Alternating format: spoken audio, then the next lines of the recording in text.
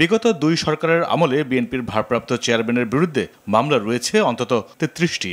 ১/১১ সরকারের সময়ের ১৭টি আর আওয়ামী লীগ সরকারের আমলের ১৬টি। এছাড়া সারা দেশে মানহানির মামলা রয়েছে কয়েক ডজন। তবে আওয়ামী লীগ পতনের পর মিথ্যা মামলার জাল ছিঁড়ে বের হচ্ছেন বলে মনে করেন তার আইনজীবীরা। তারেক রহমান সাহেবের যে মামলাগুলা মিথ্যা ভিত্তির উপর দাঁড় করিয়ে সাজা দেওয়া হয়েছে রাজনৈতিক উদ্দেশ্যে, প্রত্যেকটা মামলায় আমরা আইনি প্রক্রিয়া মোকাবেলা করব। যদি মামলা প্রত্যাহার করা হয়, তিনি যেন বাংলাদেশের সর্বশেষ ব্যক্তি হন।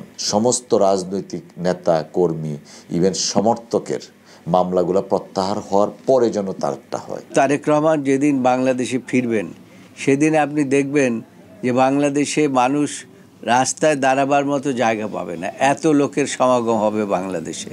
তারেক রহমানের দেশে ফেরার পথে কাটা হয়ে আছে বিগত ১/১১ তত্ত্বাবধায়ক সরকার ও আওয়ামী লীগ সরকারের আমলে হওয়া মামলা।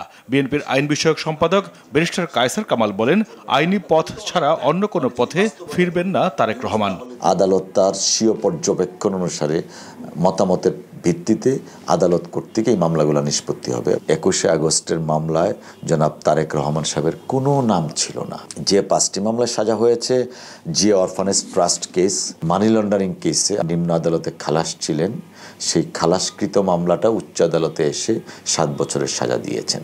আর সিনিয়র আইনজীবী জয়নুল আবেদিন বলেন, আইনের প্রতি শ্রদ্ধাশীল তারেক রহমান, তার মামলা নিষ্পত্তিতে কাজ করছেন আইনজীবীরা। আমরা উদ্যোগ নিয়েছি, অচিরেই আইনগতভাবে মোকাবিলা করে তার সমস্ত মামলার থেকে তাকে মুক্ত করব। নির্ভর করে ওনার ইচ্ছার উপরে উনি কখন দেশে ফিরবেন। তত্ত্বাবধায়ক সরকার আমলে যৌথ বাহিনীর হাতে গ্রেফতার হয়ে ১৮ মাস কারাবাস শেষে ২০১৮ সালে চিকিৎসার জন্য লন্ডনে চলে যান তারেক রহমান। সেখান থেকেই বর্তমানে দল পরিচালনা করছেন তিনি। সাংবাদিক সমাজকে সতর্ক থাকা দরকার।